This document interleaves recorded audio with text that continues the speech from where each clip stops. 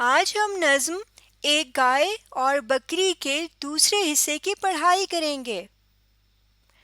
پہلے حصے میں ہم نے سیکھا تھا کہ ایک پیاری سی جگہ پر ایک گائے اور بکری گھاس کھا رہے ہوتے ہیں۔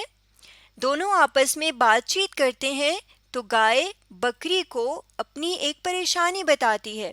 وہ کہتی ہے کہ جب انسان کے بچے بہت چھوٹے ہوتے ہیں، وہ کچھ کھا نہیں سکتے، تو میں انہیں اپنے دودھ کے ذریعے زندہ رکھتی ہوں، یعنی وہ میرا دودھ پی کر زندہ رہتے ہیں۔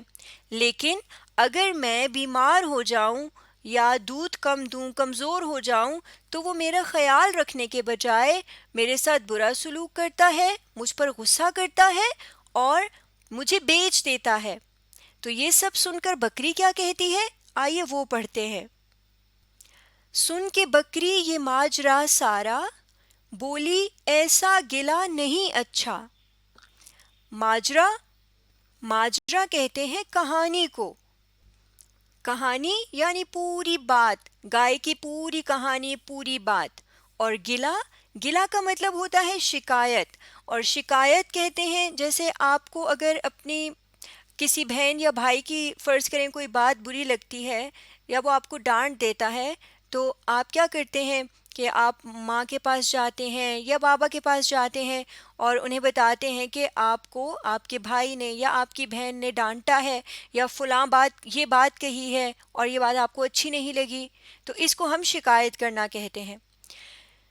تو بکری گائے کی ساری کہانی، ساری بات سن کر کیا کہتی ہے کہ ایسی شکایت کرنا اچھی بات نہیں ہے، یعنی جس طرح آپ ایک انسان کی شکایت میرے سے کر رہی ہیں، آپ کو ایک انسان کی بات بری لگی ہے تو آپ یہ بات مجھے بتا رہی ہیں، یہ بات ایسے کر رہی ہیں گلے کے انداز میں یا شکایت میں، تو یہ اچھی بات نہیں ہے۔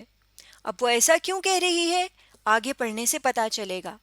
بات سچی ہے بے مزہ لگتی، میں کہوں گی مگر خدا لگتی۔ بے مزہ لگتی یعنی بری لگتی۔ خدا لگتی بھی کہتے ہیں سچی بات کو۔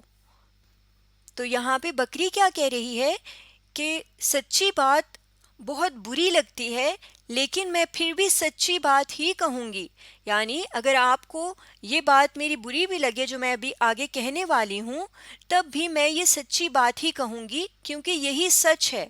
آئیے دیکھتے ہیں یا آگے پڑھتے ہیں کہ وہ سچی بات کیا ہے جو بکری کہنا چاہتی ہے، جس کی وجہ سے وہ کہہ رہی ہے کہ یہ شکایت کرنا اچھی بات نہیں ہے۔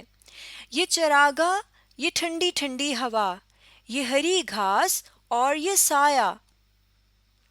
اگلا شعر بھی پڑھ لیتے ہیں، پھر دونوں کو ایک ساتھ سمجھتے ہیں۔ ایسی خوشیاں ہمیں نصیب کہاں، یہ کہاں بے زباں غریب کہاں۔ چراگاہ ہم نے سیکھا تھا کہ گھاس کھانے کی جگہ کو کہتے ہیں جہاں پر جانور گھاس کھاتے ہیں۔ ہری گھاس یعنی سبز گھاس۔ سایہ کہتے ہیں چھاؤں کو، یعنی ایسی جگہ کو جہاں پر دھوپ نہ لگے۔ جس جگہ پر دھوپ نہیں لگ رہی ہوگی ہم کہیں گے یہاں پہ چھاؤں ہے، یہاں پہ سایہ ہے۔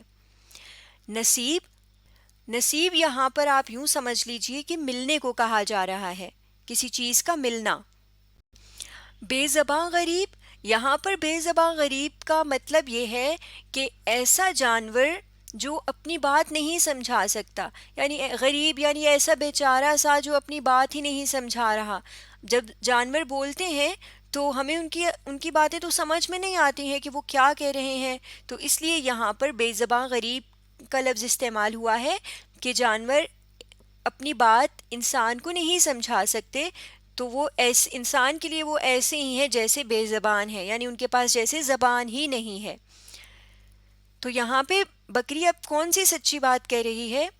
گائے کو سمجھاتے ہوئے کہتی ہے کہ تم یہ گھاس کھانے کی پیاری سی جگہ دیکھو جہاں پہ تازہ یعنی سبز گھاس موجود ہے اور ٹھنڈی ہوا چل رہی ہے جس کی وجہ سے ہمیں گرمی بھی نہیں آ رہی، اور یہاں پر چھاؤں بھی ہے، دھوپ بھی نہیں پڑ رہی، کہیں درختوں کی وجہ سے چھاؤں ہوئی ہے اور ہمیں دھوپ نہیں لگ رہی اور ہمیں گرمی نہیں آ رہی اور ہم مزے سے اس پیاری سی جگہ پر جہاں سے چاہیں سبز گھاس کھا سکتے ہیں، ہمیں یہ خوشیاں کہاں مل سکتی تھیں؟ ہمیں اگر ایسی گھاس چاہیے ہوتی یا ہمیں گرمی آ رہی ہوتی اور ہم اس سے بچنا چاہ رہے ہوتے تو ہم تو اپنی بات انسان کو سمجھا ہی نہیں سکتے. ہم بیچارے تو اپنی بات انسانوں کو سمجھا ہی نہیں سکتے. ہمارے کہنے کے باوجود، ہمارے نہ کہہ سکنے کے باوجود، یعنی ہم اسے سمجھا نہیں پا رہے اپنی بات، لیکن پھر بھی وہ ہمیں اتنی پیاری سی جگہ پر لایا ہے جہاں پر ہم مزے سے گھاس بھی کھا رہے ہیں، ہمیں اس گرمی بھی نہیں آ رہی. تو یہ خوشیاں ہمیں ایسے نہیں مل سکتی تھیں. یہ خوشیاں کہاں؟ اور ہم اپنی بات نہ سمجھا سکنے والے جانور کہاں؟ مطلب وہ یہ کہہ رہی ہے کہ ہمیں تو اپنی بات کہنا نہیں آتی، انسان کو سمجھانا نہیں آتی، لیکن پھر بھی وہ ہمیں ہماری پسندیدہ چیزیں، یعنی وہ چیزیں جو ہمیں اچھی لگ رہی ہیں یا جو ہمیں چاہیے ہیں، وہ ہمیں دے رہا ہے. پھر کہتی ہے یہ مزے آدمی کے دم سے ہیں، لطف سارے اسی کے دم سے ہیں. آدمی کے دم سے ہیں یعنی ہونے سے ہیں، اور آدمی کا یہاں مطلب بھی ہے انسان، یعنی اور لطف بھی کہتے ہیں مزے کو. تو یعنی بکری کہہ رہی ہے کہ یہ جتنے بھی مزے ہم کر رہے ہیں، مزے سے گھاس کھا رہے ہیں، گرمی بھی نہیں آ رہی اور اتنی پیاری سی جگہ پر ہیں، تو یہ سارے انسان کے ہونے سے ہیں. اگر انسان نہیں ہوتا تو ہمیں یہ مزے نہیں آتے، ہمیں پتہ ہی نہ ہوتا کہ اچھی اچھی گھاس، سبز گھاس ہمیں کہاں سے مل سکتی ہے جہاں پہ ٹھنڈی ہوا بھی چل رہی ہو اور ہمیں کوئی گرمی بھی نہ آئے. تو ہمیں تو یہ نہیں پتہ ہوتا، یہ تو انسان کے ہونے سے ہم یہاں پر موجود ہیں، وہ ہمیں یہاں پر لایا ہے. پھر آگے کیا کہتی ہے؟ ہم پہ احسان ہے بڑا اس کا، ہم کو زیبا نہیں گلا اس کا.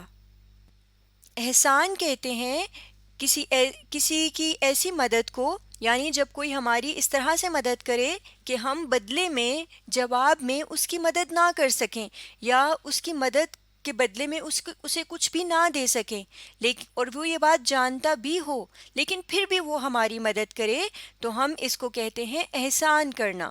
تو یہاں پہ دیکھیں، انسان اگر جانوروں کو ایک ایسی جگہ پر گھاس کھانے کے لیے لایا ہے جہاں پہ انہیں گرمی بھی نہیں آ رہی اور انہیں مزہ بھی آ رہا ہے، تو انسان یہ بات جانتا ہے کہ جانور تو بدلے میں اس طرح کا کوئی بھی کام نہیں کر سکتا انسان کا، لیکن وہ پھر بھی جانور کا اس طرح سے خیال رکھتا ہے.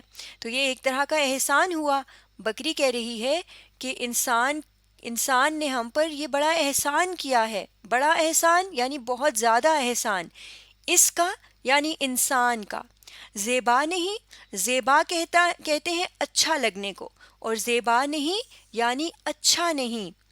تو بکری کہہ رہی ہے کہ یہ جو بھی ہمیں انسان ہمارا خیال رکھ رہا ہے، ہمیں اتنی پیاری سی گھاس چرنے کی جگہ پر لا رہا ہے، تو یہ اس کا ہم پر بہت بڑا احسان ہے کہ ہم اسے کچھ بتا بھی نہیں سکتے، کچھ سمجھا بھی نہیں سکتے، پھر بھی وہ ہمیں اتنا ہمارا خیال رکھ رہا ہے اور ہمیں یہاں پر لاتا ہے. تو یہ اس کا بہت بڑا احسان ہے، وہ ہماری بہت زیادہ مدد کر رہا ہے. تو اس طرح سے اس کی شکایت کرنا اچھی بات نہیں ہے. پھر آگے وہ کیا سمجھا رہی ہے؟ قدر آرام کی اگر سمجھو، آدمی کا کبھی گلا نہ کرو. قدر یعنی ضرورت، آدمی یعنی انسان. تو وہ یہ سمجھا رہی ہے کہ اگر تمہیں آرام کرنے کی قدر ہو، یعنی تمہیں پتہ ہو کہ آرام کرنا کتنا ضروری ہے، کتنا اہم ہے، اگر تمہیں اس بات کا علم ہو، تم اس بات کو سمجھو، تو تم کبھی بھی انسان کی اس طرح سے شکایت نہ کرو. اب یہاں پہ بکری کی بات ختم ہو گئی. بکری کی بات سن کر گائے نے کیا کیا؟ یہ پڑھتے ہیں. گائے سن کر یہ بات شرمائی، آدمی کے گلے سے پچھتائی. شرمائی یعنی اسے شرم آئی. جب ہم کوئی کام کریں یا کوئی بات کہہ دیں اور بعد میں ہمیں پتہ چلے کہ یہ بات غلط تھی یا یہ کام غلط تھا، تو پھر ہم کہتے ہیں اس کو شرمانا یا شرم آنا. اور پچھتائی کا بھی قریب قریب یہی مطلب ہوتا ہے. یعنی جب ہم کوئی کام کرتے ہیں یا کوئی بات کہہ دیتے ہیں اور بعد میں ہمیں پتہ لگتا ہے کہ یہ بات تو غلط تھی, یہ ہمیں نہیں کہنی چاہیے تھی, یا یہ کام غلط تھا, ہمیں نہیں کرنا چاہیے تھا, تو اس کو ہم کہتے ہیں پچھتانا. تو گائے نے بھی جب بکری کی یہ بات سنی اور اسے سمجھا تو اسے شرم آئی. اسے پتہ چلا کہ نہیں, مجھے آدمی کی شکایت, گلا یعنی شکایت, مجھے اس طرح سے آدمی کی شکایت نہیں کرنی چاہیے تھی. اسے شرم آئی اور وہ اس بات پر پچھتائی. اسے احساس ہوا کہ اسے یہ شکایت نہیں کرنی چاہیے تھی. پھر اس نے کیا کیا؟ دل میں پرکھا بھلا برا اس نے, اور کچھ سوچ کر کہا اس نے. پرکھا یعنی جانا, دل میں پرکھا یعنی اندر ہی اندر سوچا اور پھر یہ جانا. بھلا برا, بھلا یعنی اچھا, اچھا برا اس نے سوچا, یعنی گائے نے دل میں سوچا کہ اچھا کیا ہے برا کیا ہے, یعنی بکری کی بات کو اس نے سوچا اور کچھ سوچ کر کہا اس نے. اور پھر کچھ سوچنے کے بعد اس نے کہا, کیا کہا؟ یوں تو چھوٹی ہے ذات بکری کی, دل کو لگتی ہے بات بکری کی. یعنی اس نے یہ کہا کہ ویسے دیکھنے میں تو بکری مجھ سے بہت چھوٹی ہے. بکری کی ذات یعنی بکری جتنی ہوتی ہے گائے سے بہت چھوٹی ہوتی ہے نا, تو گائے کہتی ہے کہ دیکھنے میں تو بکری مجھ سے بہت زیادہ چھوٹی ہے, لیکن اس کی بات دل کو لگتی ہے. دل کو لگتی ہے یعنی سچی لگتی ہے اور اچھی لگتی ہے, یعنی اس نے بالکل ٹھیک بات کہی ہے جو اچھی بھی لگتی ہے بری بھی نہیں لگتی. تو ایسا ہو سکتا ہے کہ کوئی ہم سے چھوٹا ہو لیکن وہ اچھی اور ٹھیک بات کہے, تو ہمیں چھوٹوں کی بات بھی سن لینی چاہیے, وہ بھی اچھی اور ٹھیک بات کہہ سکتے ہیں. آج ہم نے نظم ایک گائے اور بکری کے دوسرے حصے کی پڑھائی مکمل کی ہے.